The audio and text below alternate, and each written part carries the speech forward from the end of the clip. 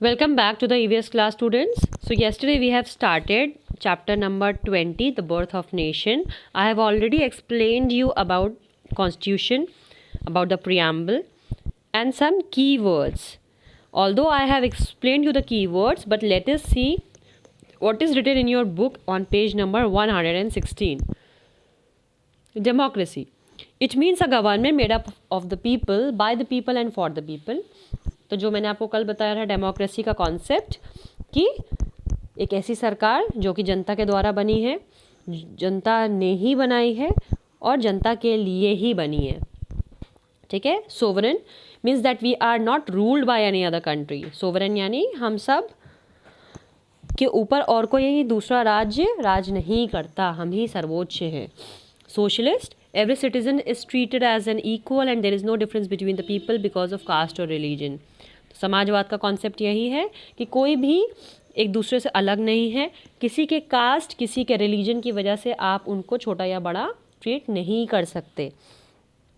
Secular, all religions are respected and treated as equal in India. तो सारे धर्मों को बराबर से सम्मान और उन सबको एक बराबर ही दर्जा दिया गया है अपने देश में.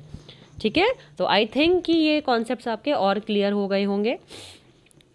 जो नेक्स्ट टॉपिक है हमारा इसमें डायरेक्टिव प्रिंसिपल्स. डायरेक्टिव प्रिंसिपल्स को हिंदी में कहते हैं बच्चों नीति निदेशक तत्व.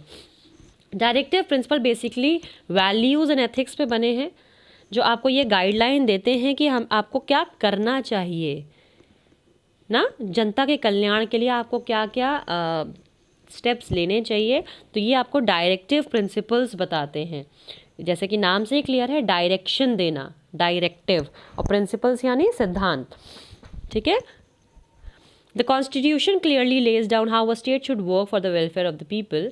These are called directive principles. Some of them are. Directive principles एक राज्य को ये बताते हैं कि अपने जनता के कल्याण के लिए आपको क्या क्या काम करना है. इसीलिए इनको ये राज्यों के लिए है.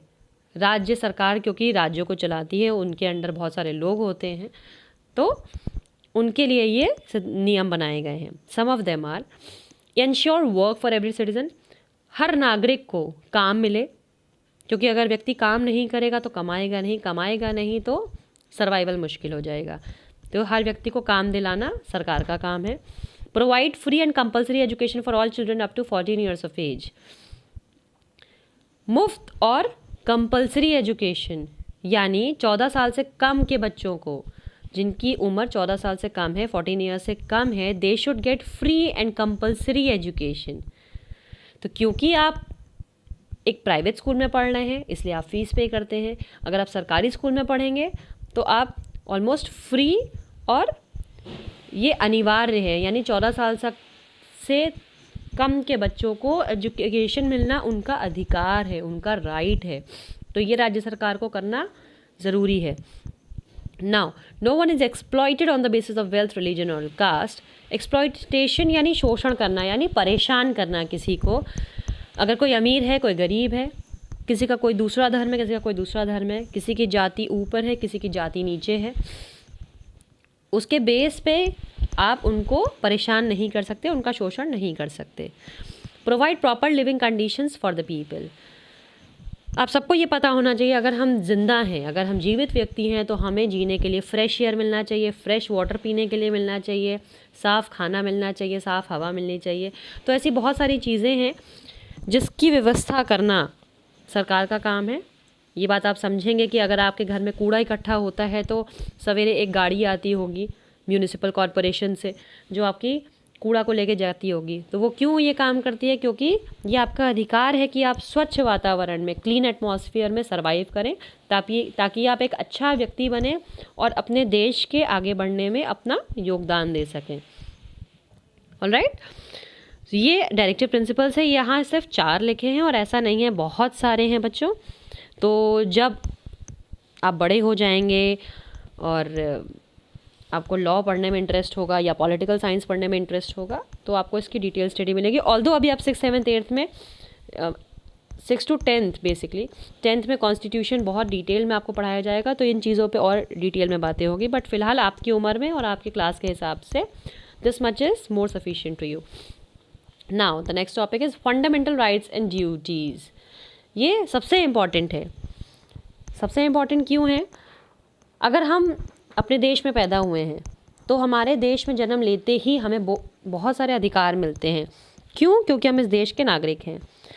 तो अगर हमें बहुत सारे अधिकार दिए हैं इस देश ने, तो उसके बदले में हमारे कुछ देश के प्रति कर्तव्य हैं, जिसको आप ड्यूटीज़ कह रहे हैं, फंडामेंटल ड्यूटीज़, जो हमें करनी ही चाहिए। सिर्फ लेने का अधिकार नहीं है, देना भी है हमारा काम। यानी अगर आपको बोलने की आज़ादी है तो आपको ये पता होना चाहिए कि आपको बोलना क्या है। अगर आपको आज़ादी है कि आप कहीं भी घूम सके, कहीं भी जा सके, किसी भी तरीके से रह सके, तो आपको ये पता होना चाहिए कि जो आज़ादी आपके पास है वही आज़ादी आपके जस्ट बगल में जो खड़ा व्यक्ति है उसकी भी है। तो आप ये ना हो कि रात में 12 बजे आपने म्यूज़िक को ऑन कर दिया फुल स्पीड में, क्योंकि आप आज़ाद हैं, आप ये कहते हैं हमारे पास राइट टू फ्रीडम है, तो हम आज़ाद हैं, हम शोर मचाएंगे। लेकिन नहीं, राइट टू फ्रीडम वही ख़त्म हो जाता है जहाँ पे दूसरा व्यक्ति का फ्रीडम स्टार्ट होती है। सो हर चीज़ की लिमिट है, ठीक है। नाउ पहले देखते हैं क्या क्या आपको अधिकार मिले हैं, राइट्स क्या क्या हैं आपके। राइट टू इक्वालिटी, जैसे कि नाम से आपको क्लियर हो रहा है, हम सब संविधान के आगे, सुप्रीम कोर्ट, हाई कोर्ट, ये जितनी कोर्ट्स हैं इन सब के आगे समान हैं। ओके। राइट टू फ्रीडम, आज़ादी है हमें, हम आज़ाद पैदा हुए हैं, हमारे ऊपर कोई बंदिशें नहीं हैं। राइट अगेंस्ट एक्सप्लॉयटेशन, कोई हमारा शोषण नहीं कर पाए, उसके लिए हमें अधिकार मिले हैं। Right to freedom of religion, आप जिस भी धर्म में पैदा हुए हैं उसको प्रैक्टिस करने का आपको अधिकार मिला है। Cultural and educational rights, cultural यानी आप जिस धर्म में पैदा हुए हैं, जिस परिवार में पैदा हुए हैं, उसके अपने कल्चर्स हैं, उसकी अपनी संस्कृति है, उसको आप फॉलो अप करें, तो इसमें कोई प्रॉब्लम नहीं है। एजुकेशन, 14 साल से कम तक के बच्चों को कंपलसरी एजुकेशन है। राइट टू प्रॉपर्टी, संपत्ति का अधिकार है। बच्चों ये पहले था, अब नहीं है, ये अबॉलिश कर दिया गया है। मतलब पहले ये फंडामेंटल राइट था, अब ये लीगल राइट हो गया है। Right to constitutional remedies, constitutional remedies क्या है? अगर आपके प्रति किसी ने शोषण किया है या आपके साथ कुछ नुकसान हुआ है तो आपको जुडिशरी की तरफ से रेमेडी यानी निवारण मिलेगा, ठीक है। जो बचा हुआ पोर्शन है वो मैं आपको नेक्स्ट वीडियो में पढ़ाऊंगी।